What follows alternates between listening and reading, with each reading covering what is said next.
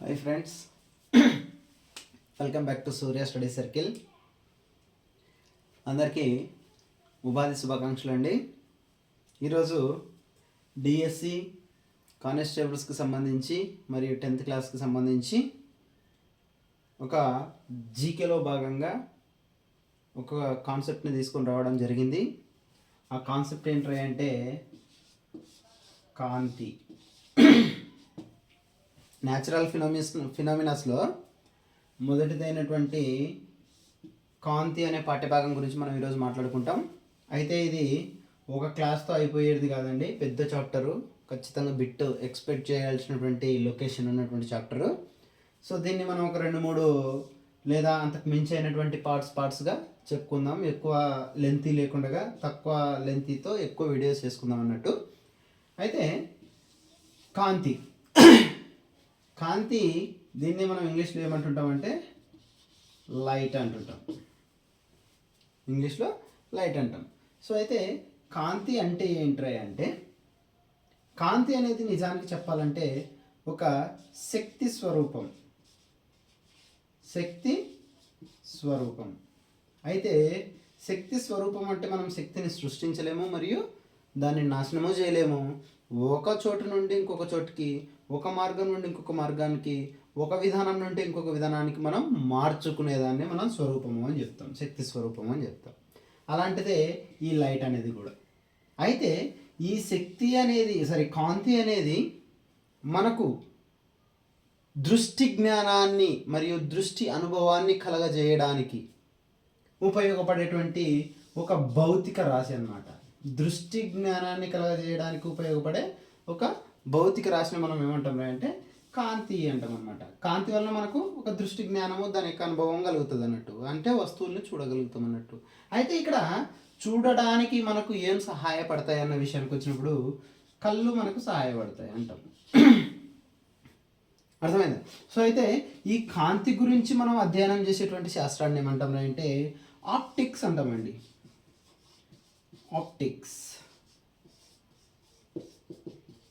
Optics అంటాం. So optics అంటే ఏంట్రా అంటే మనకు కాంతిని గురించి అధ్యయనం చేసే శాస్త్రాన్ని మనము ఆప్టిక్స్ అంటాం.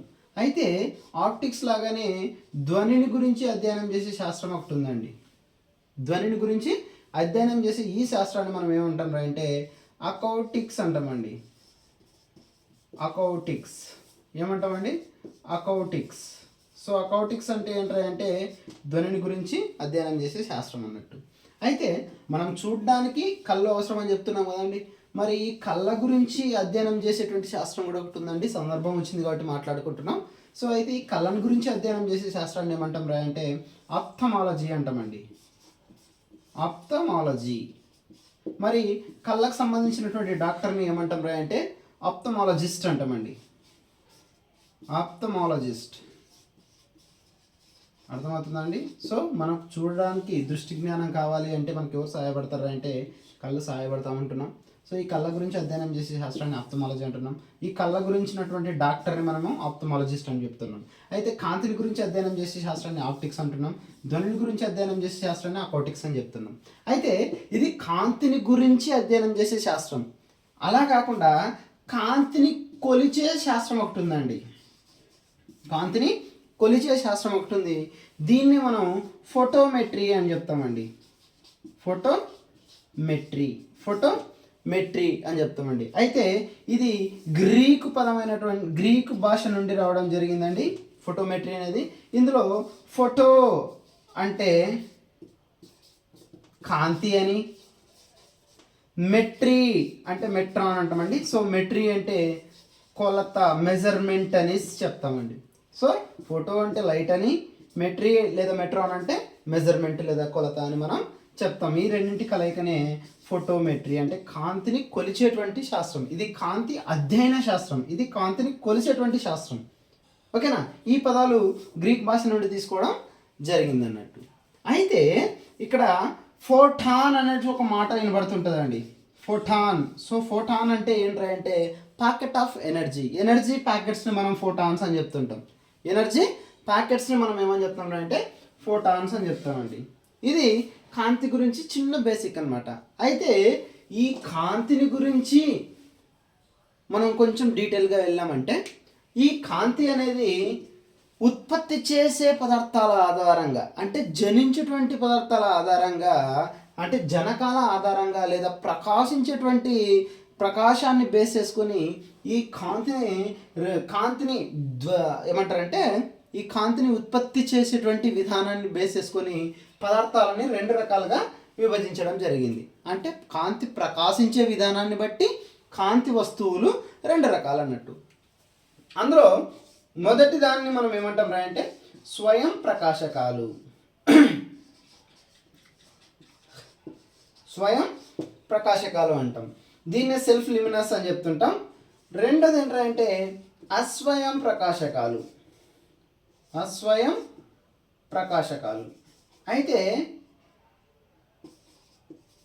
స్వయం ప్రకాశకాలు అంటే ఏంటంటే ఏవైతే కాంతిని స్వతహాగా ఉత్పత్తి చేయగలవో, స్వతహాగా కాంతిని ప్రకాశింప చేయగలవో అలాంటి పదార్థాలను మనం స్వయం ప్రకాశక వస్తువులు అని చెప్తామండి. స్వయం ప్రకాశక వస్తువులు అని చెప్తాం. సో ఈ స్వయం ప్రకాశక వస్తువులను కూడా అంటే సెల్ఫ్ ల్యూమినస్ బాడీస్ని కూడా రెండు రకాలుగా తిరిగి డివైడ్ చేయడం జరిగిందండి. అంటే ఇప్పుడు ఏం మాట్లాడుతున్నామంటే కాంతిని ఉత్పత్తి చేసే లేదా ప్రకాశించే ఆధారంగా కాంతి వస్తువులను రెండు రకాలుగా విభజించడం జరిగింది. అయితే వాటిలో మొదటిది స్వయం ప్రకాశకాలు, రెండోదాన్ని మనం అస్వయం ప్రకాశకాలు అని చెప్తున్నాం. అయితే స్వయం ప్రకాశకాలను కూడా తిరిగి రెండు రకాలుగా డివైడ్ చేయడం జరిగింది అంటున్నాం. అయితే ఆ రెండు రకాల్లో మొదటిది ఏంటంటే సహజ స్వయం ప్రకాశకాలు, న్యాచురల్ సెల్ఫ్ ల్యూమినస్. సో రెండోది ఏంటంటే ఆర్టిఫిషియల్ అన్నమాట, అంటే కృత్రిమమైనటువంటి స్వయం ప్రకాశకాలు. కృత్రిమ స్వయం ప్రకాశకాలు. మనం స్వయం ప్రకాశకాల గురించే మాట్లాడుతున్నాం. అందులో మొదటిది సహజ స్వయం ప్రకాశకాలు, రెండవది కృత్రిమ స్వయం ప్రకాశకాలు. మరి సహజ స్వయం ప్రకాశకాలు అంటే ఏంటి అంటే సహజ సిద్ధంగా, ప్రకృతిలో సహజ సిద్ధంగా కాంతిని ఏవైతే జనింప చేస్తాయో, కాంతిని ఏవైతే ప్రకాశింపచేస్తాయో అలాంటి పదార్థాలను మనం లేదా అలాంటి వస్తువులను మనం స్వయం సహజ ప్రకాశకాలు అని చెప్తామండి. అయితే ఈ సహజంగా నేచర్లో కాంతిని ఉత్పత్తి చేసే లేదా ప్రకాశింపజేసేటువంటి వస్తువులు ఏమన్నా ఉన్నాయా అంటే ఉదాహరణగా చూసుకున్నట్లయితే మనకు స్టార్స్ మరియు స్టార్స్ అంటే నక్షత్రాలు, మరియు సూర్యుడు, మరియు మినుగురు పురుగులు అంటే స్వయం ప్రకాశకాలలో రెండు రకాలు. అందులో సహజ స్వయం ప్రకాశకాలు, కృత్రిమ స్వయం ప్రకాశకాలు. సహజ స్వయం ప్రకాశకాల కింద నక్షత్రాలు, సూర్యుడు, మునుగురు పురుగుల్ని మనం చెప్పుకుంటాం. అయితే కృత్రిమ స్వయం ప్రకాశకాలు అంటే ఏంటంటే మానవ ప్రమేయంతో ఏమంటున్నామని మానవ ప్రమేయంతో స్వయంగా కాంతిని ఉత్పత్తి చేసే లేదా ప్రకాశింపజేసేటువంటి వస్తువులను మనము కృత్రిమ స్వయం ప్రకాశకాలు అని చెప్తామండి. సో వీటికి ఎగ్జాంపుల్గా మనము ఏమని చెప్పుకుంటాం అంటే క్రొవ్వొత్తి, కాంతి బల్బు అంటే ట్యూబ్ లైట్ అనమాట, ట్యూబ్ లైట్, టార్చ్ లైటు, వెలుగుతున్నటువంటి అగ్గిపుల్ల, మ్యాచ్ స్టిక్స్ అనమాట. సో ఇవన్నీ ఏంటంటే మానవ ప్రమేయంతో కాంతిని సొంతగా ఉత్పత్తి చేస్తున్నాయి. మనం ఉత్పత్తి చేయట్లేదు, అక్కడ కూడా అవే ఉత్పత్తి చేస్తున్నాయి. అయితే ఉత్పత్తి చేయడానికి మానవ ప్రమేయం అవసరమైంది కాబట్టి వీటిని మనం ఏం చెప్తాం అంటే కృత్రిమ స్వయం ప్రకాశకాలు అని చెప్తామండి. అయితే ఇవి స్వయం ప్రకాశకాల గురించి. రెండోది ఏంటంటే అస్వయం ప్రకాశకాలు. ఏంటమ్మా రెండోది? అస్వయం ప్రకాశకాలు. సో అస్వయం ప్రకాశకాలు అంటే ఏంటంటే ఏ వస్తువులైతే స్వయంగా కాంతిని ఉత్పత్తి చేయలేవో లేదా స్వయంగా కాంతిని ప్రకాశింప చేయలేవో అంటే కాంతిని ప్రకాశింప చేయడానికి స్వయం ప్రకాశకాలపైన ఏ వస్తువులైతే ఆధారపడతాయో అలాంటి వస్తువులను మనము అస్వయం ప్రకాశకాలు, నాన్ లూమినస్ అని చెప్తామండి. అస్వయం ప్రకాశకాలు అని చెప్తాం. అంటే ఇవి వెలుగుతున్నట్లు కనిపిస్తుంటాయి కానీ ఆ వెలగడానికి కారణం ఇంకొక వస్తువు పైన డిపెండ్ అయి ఉంటాయి అన్నట్టు. అర్థమవుతుందా అండి? సో ఏం మాట్లాడుతున్నాం అంటే సొంతంగా వెలగలేవు కానీ వెలుగుతున్నట్లు కనపడతాయి. ఆ వెలుగుతున్నట్లు కనపడడానికి కారణం ఏంటంటే ఈ ప్రకాశక వస్తువులు అనేటివి సెల్ఫ్ న్యూలస్ పైన డిపెండ్ అయి ఉంటాయి. ఇవి ఇండిపెండెంట్, ఇవి డిపెండెంట్ అనమాట. సో అంటే ఏంటంటే ఫర్ ఎగ్జాంపుల్ చూడండి, మూన్, చందమామ అంటుంటాం కదా. సో ఈ మూన్ మనకు వెలుగుతున్నట్లు కనబడుతుంటుంది. వాస్తవానికి అది వెలుగుతుంది అంటే వెలుగుతున్నటువంటి నక్షత్రాల ప్రభావం చేత, నక్షత్రాలు రిలీజ్ చేసేటువంటి లైట్ని రిఫ్లెక్షన్ చేసుకుంటూ అది వెలుగుతున్నట్టు పోజిస్తుంది అన్నట్టు. అర్థమవుతుందని నేను మాట్లాడుతున్నాను. యాక్చువల్గా అది వెలగదు, స్వయంగా కాంతిని ఉత్పత్తి చేయలేదు, కానీ మనకు వెలుగుతున్నట్లు కనబడుతుంది. కారణం ఏంటంటే సెల్ఫ్ ల్యూమినస్ అయినటువంటి స్టార్స్ రిలీజ్ చేసేటువంటి లైట్ని ఇది రిఫ్లెక్షన్ చేసుకుని వెలుగుతున్నట్లు కనబడుతుందండి. అర్థమవుతుందమ్మా? సో అలాగే అలాగే మనకు గ్రహాలు, శాటిలైట్స్, ఉపగ్రహాలు, బోర్డు, తెల్లని గోడ, మనుషులు, మనకు కనిపించే ప్రతిదీ కూడా ఏదైతే లైట్ని స్వయంగా రిలీజ్ చేయదో అలాంటివన్నీ కూడా నాన్ లూమినస్ కిందకే వస్తాయండి, అస్వయం ప్రకాశకల కిందకే వస్తాయండి. అర్థమవుతుందమ్మా? దానికి ఎగ్జాంపుల్గా మనం చందమామ అని చెప్పుకోవచ్చు, చంద్రుడు అన్న అని చెప్పుకోవచ్చు, గ్రహాలు, భూమి అని చెప్పుకోవచ్చు, మెరుస్తున్న గోడ అని చెప్పుకోవచ్చు, కనబడుతున్న మనిషి అని చెప్పుకోవచ్చు. నువ్వేది చెప్పుకున్నా కూడా అది నాన్ లూమినస్ కిందకే వస్తుంది అన్నట్టు. అర్థమైందమ్మా? సో ఇది స్వయం ప్రకాశకాలు, అస్వయం ప్రకాశకాలు. దేన్ని బేస్ చేసుకొని? ప్రకాశింపజేసేటువంటి నేచర్ని బేస్ చేసుకొని, కాంతిని ఉత్పత్తి చేసేటువంటి నేచర్ని బేస్ చేసుకొని, అంటే కాంతిని జనింపజేసేటువంటి నేచర్ని బేస్ చేసుకొని కాంతి జనకాలు అనేవి రెండు రకాలు, స్వయం ప్రకాశకాలు మరియు అస్వయం ప్రకాశకాలు అన్నట్టు. అయితే ఇక్కడ మనం జనించే విధానాన్ని బేస్ చేసుకొని చెప్పినామండి. అయితే ఇప్పుడు కాంతిని తమ గుండా ప్రసరించే విధానాన్ని బట్టి, కాంతిని తమ గుండా ప్రసరింపజేసే విధానాన్ని బట్టి, అంటే లైట్ని వాటి గుండా పాస్ చేసుకునేటువంటి విధానాన్ని బట్టి కాంతి వస్తువులు మళ్ళీ తిరిగి 3 రకాలుగా విభజించడం జరిగిందండి. అర్థమవుతుందమ్మా? ఇంతకుముందు కాంతిని జనించే లేదా ప్రకాశింప విధానాన్ని బట్టి కాంతి వస్తువులు 2 రకాలుగా మాట్లాడుకున్నాం. ఇప్పుడు కాంతిని తమ గుండా ట్రావెల్ చేయించుకునేటువంటి, పాస్ చేయించుకునేటువంటి, తమ గుండా ప్రసరింప చేయించుకునేటువంటి విధానాన్ని అనుసరించుకొని కాంతి జనకాలను మనము 3 రకాలుగా, అంటే కాంతి వస్తువులను 3 రకాలుగా డివైడ్ చేయడం జరిగిందండి. అయితే అందులో మొదటిది ఏంటంటే ట్రాన్స్పరెన్స్ అండి, పారదర్శక పదార్థాలు. పారదర్శక పదార్థాలు, దీన్ని ట్రాన్స్పరెన్స్ అని చెప్తామండి. రెండోది ఏంటంటే అపారదర్శక పదార్థాలు. అపారదర్శక పదార్థాలు, అపారదర్శక పదార్థాలు అంటే ఏంటంటే కంప్లీట్గా అవి కాంతిని తమ గుండా పూర్తిగా పోనిచ్చుకోవన్నట్టు. సో వీటిని మనం ఏమని చెప్తాం అంటే ఒపెక్ ఆబ్జెక్ట్స్ అని చెప్తుంటామండి.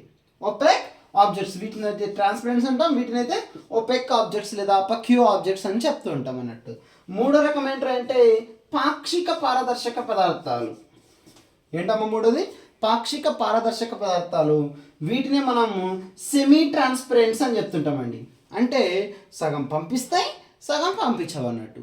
అయితే పారదర్శక పదార్థాలు అంటే ఏంటి, దాని యొక్క ఉదాహరణలు ఏంటి అన్న విషయానికి వచ్చినప్పుడు, పారదర్శక పదార్థాలు అంటే ఏంటంటే ఏదేని ఒక వస్తువు గుండా కాంతి అనేది స్వేచ్ఛగా ట్రావెల్ చేస్తే, ఫర్ ఎగ్జాంపుల్ ఆప్టికల్స్ ఉంటాయి, బేకరీలలో గ్లాసెస్ ఉంటాయి. సో వాటి గుండా మనం చూసినప్పుడు అవతల వస్తువు మనకి నీట్గా కనబడుతుంది. నీట్గా కనపడుతుందంటే అర్థం ఏంటి? మన కంటి పైన పడినటువంటి లైట్ అనేది అది గ్లాస్ ఏదైతే ఉంటుందో గ్లాస్ పైన పడి ఆ గ్లాస్ గుండా చొచ్చుకొని పోతుంది అవతలకి. చొచ్చుకొని పోవడం వలననే మనకు అవతల వస్తువు అనేది కనబడుతుంది. సో అంటే అక్కడ ఉన్నటువంటి మీడియం గ్లాస్ ఏదైతే ఉందో ఆ గ్లాస్ గుండా లైట్ రేస్ అనేవి అవతలకి వెళ్ళిపోతున్నాయి కదా. సో ఆ విధంగా కాంతి అనేది ఏ పదార్థం గుండా అయితే అవతలకు వెళ్ళిపోతుందో అంటే పాస్ అవుతుందో ఆ పదార్థం గుండా ట్రావెల్ చేస్తుందో అలాంటి పదార్థాలను మనం ఏమంటామంటే పారదర్శక పదార్థాలు అంటామండి. వాటిని మనము ట్రాన్స్పరెన్స్ అని చెప్తామండి.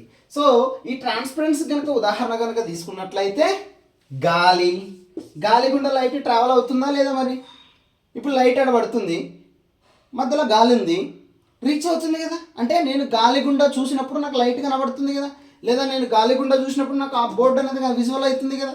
సో ఈ విధంగా మీడియేటర్ ఉంటుంది, దాని గుండా లైట్ రేస్ అనేటివి పూర్తిగా ట్రావెల్ అవుతాయి. సో ఆ విధంగా పూర్తిగా ట్రావెల్ అయ్యేటువంటి పదార్థాలను మనం ఏమంటాం అంటే పారదర్శక పదార్థాలు, ట్రాన్స్పరెంట్స్ అని చెప్తామండి. ఉదాహరణకి గాలి, నీరు, గాజు, శూన్యం. ఏంటండి? శూన్యం. ఇక్కడ శూన్యం అనే మాట వచ్చినప్పుడు మనం ఇంకొక పాయింట్ కూడా మాట్లాడుకోవాల్సి వస్తుంది. శూన్యంలో కాంతి ప్రయాణం చేస్తుంది కానీ ధ్వని ప్రయాణం చేయదు. కాంతి అనేది శూన్యంలో కూడా ట్రావెల్ చేస్తుంది కానీ ధ్వని మాత్రం శూన్యంలో ట్రావెల్ చేయదు. కారణం ఏంట్రా అంటే కాంతి తరంగాలు అనేటివి విద్యుత్ అయస్కాంత తరంగాలు. అర్థమవుతుందమ్మా? కాంతి తరంగాలు అనేటివి శూన్యంలో ప్రయాణం చేయడానికి కారణం ఏంట్రా అంటే కాంతి తరంగాలు అనేటివి విద్యుత్ అయస్కాంత తరంగాలు, ఎలక్ట్రోమాగ్నెటిక్ వేవ్స్ అన్నమాట. సో అయితే ధ్వని తరంగాలు అయితే ఎలక్ట్రోమాగ్నెటిక్ వేవ్స్ కాదండి, జస్ట్ మ్యాగ్నెటిక్ వేవ్స్ అనమాట. అయస్కాంత తరంగాలు సో ఇవి చొచ్చుకొని పోవడానికి అవకాశం ఉంటుంది, అవి చొచ్చుకొని పోలేవన్నమాట.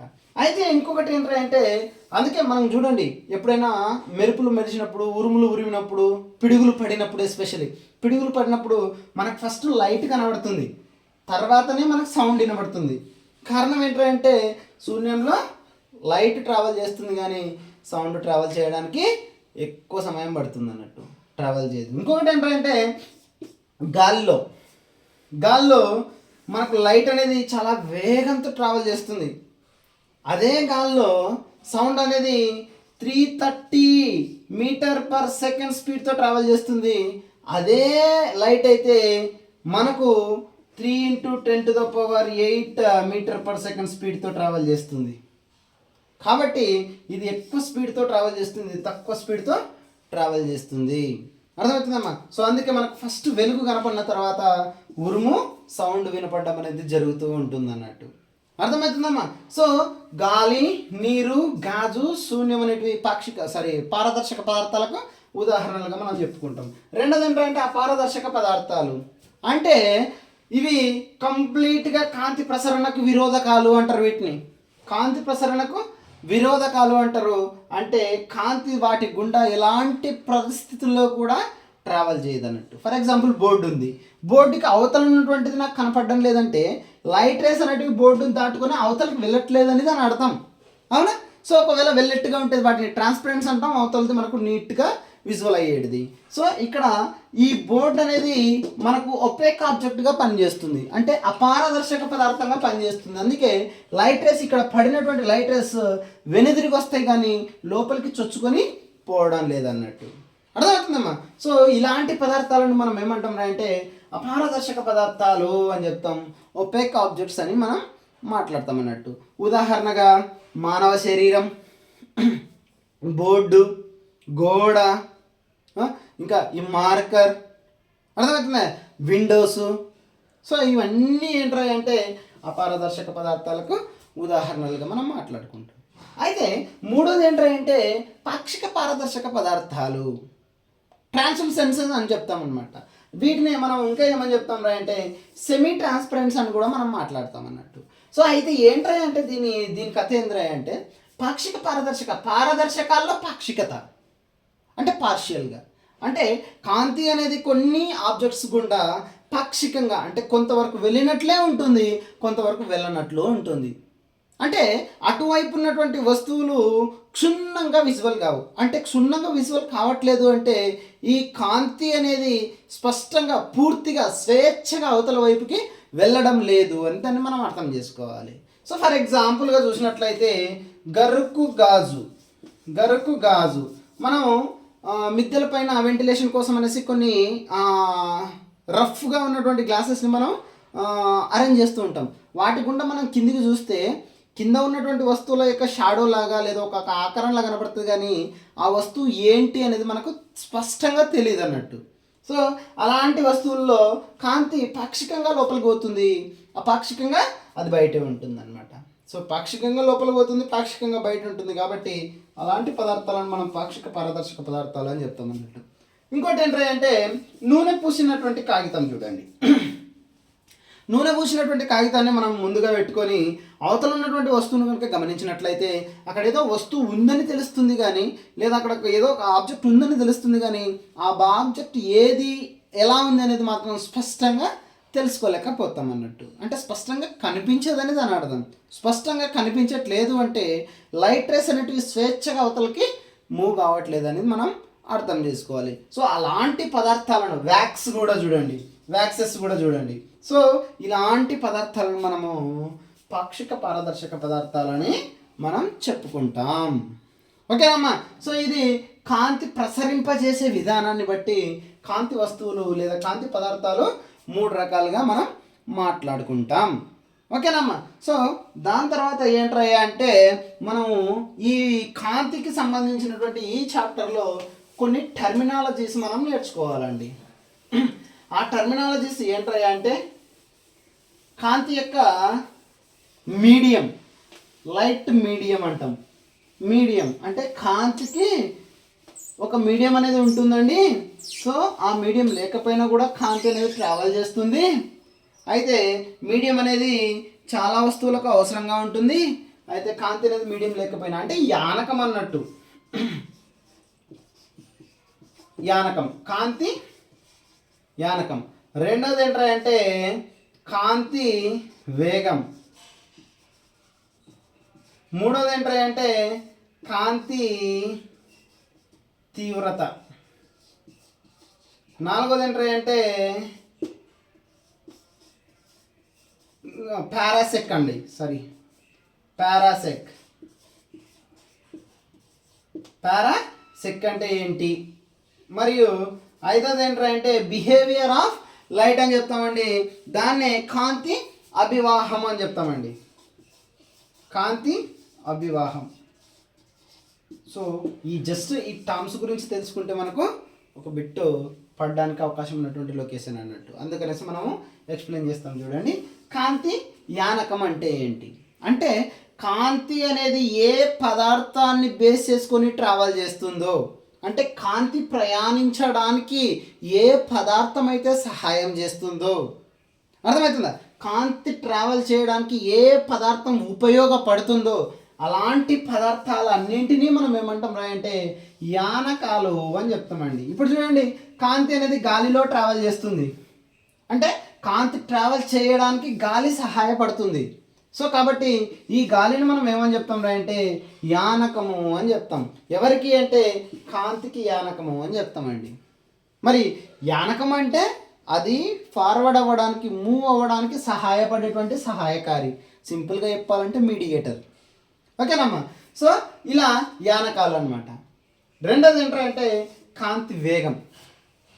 కాంతి వేగం. సో ఈ కాంతి వేగం పైన మొట్టమొదటిసారిగా 16వ శతాబ్దంలో రీసెర్చ్ జరిగింది.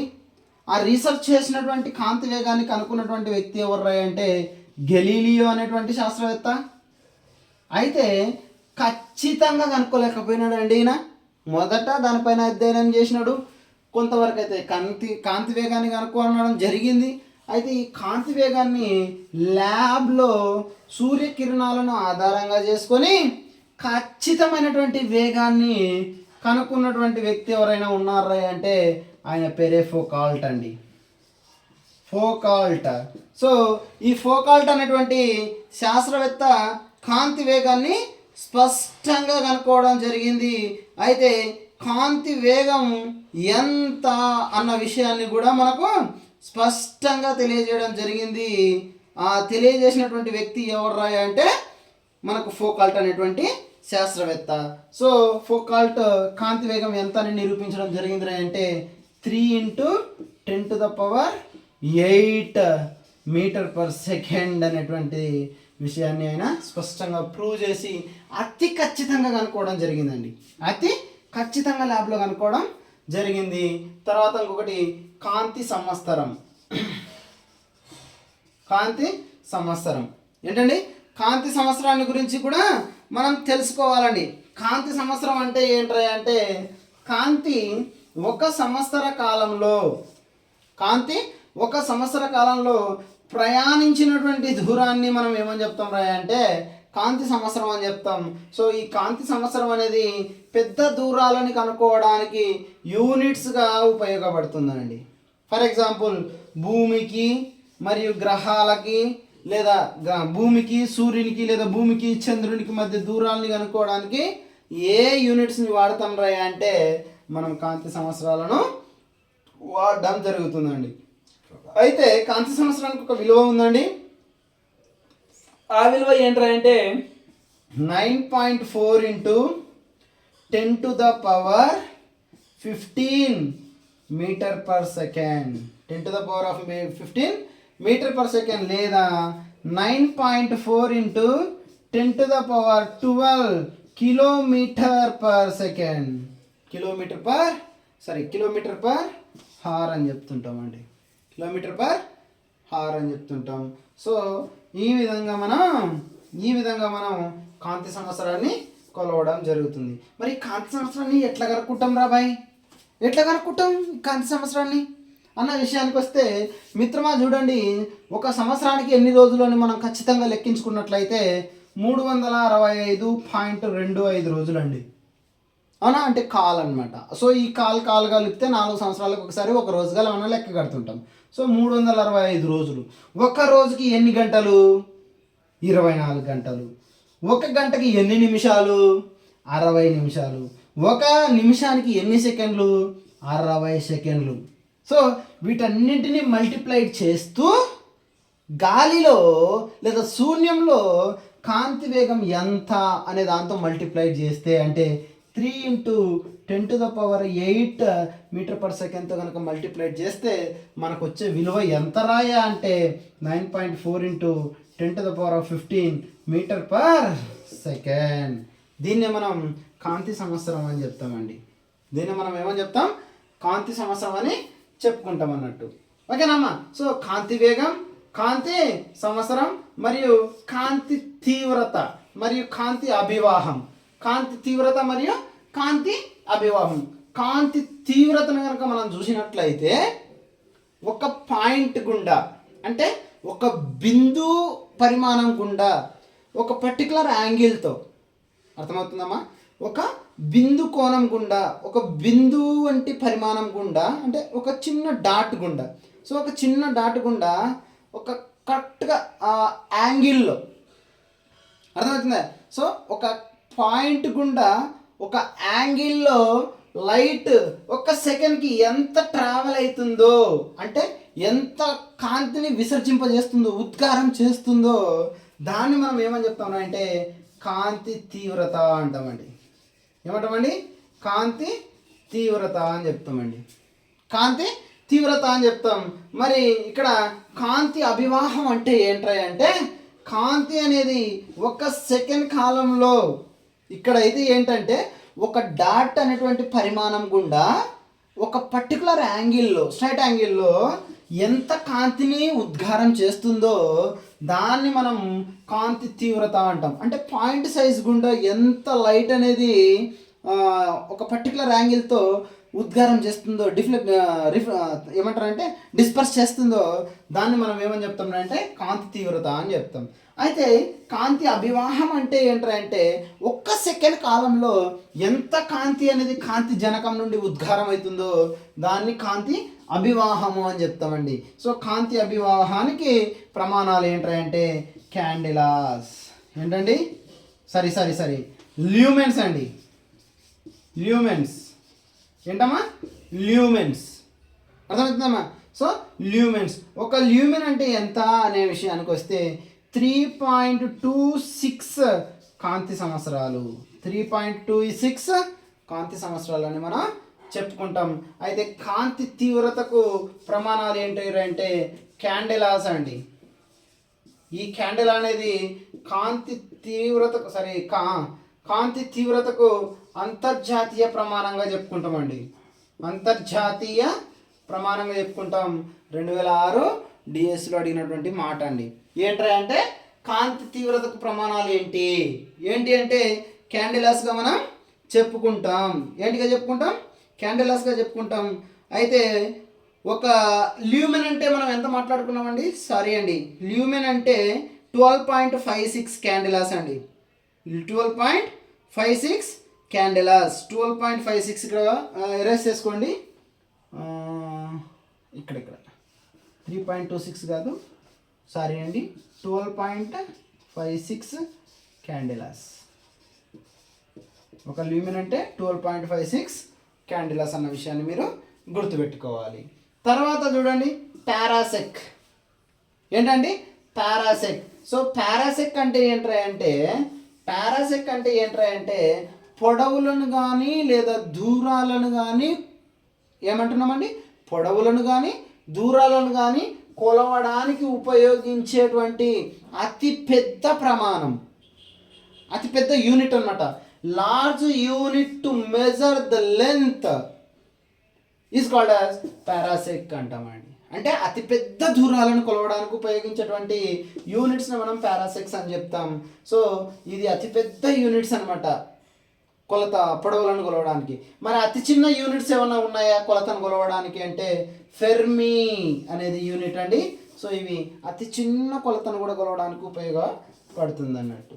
అయితే ఈ పారాసెక్ను ఉపయోగించి 2 నక్షత్రాలకు మధ్య ఉన్నటువంటి దూరాలని కొలుస్తారండి. 2 నక్షత్రాలకు మధ్య ఉన్నటువంటి దూరాలను కొలవడం జరుగుతుంది. ఒక పారాసెక్ వాల్యూ ఈజ్ ఈక్వల్స్ టు ఇందాక మనం రాసినాం చూడండి. ఒక పారాసెక్ వాల్యూ ఈజ్ ఈక్వల్స్ టు 3.26 కాంతి సంవత్సరాలు. ఒక పారాసెక్ ఈజ్ ఈక్వల్స్ టు 3.26 ఇంటూ కాంతి సంవత్సరాలు. 3.26 కాంతి సంవత్సరాలు అయితే ఒక పారాసెక్ అని చెప్తాం. ఈ పారాసెక్ను ఉపయోగించి మనం ఏం కనుక్కుంటాం అంటే నక్షత్రానికి దగ్గర ఉంటాయా అండి?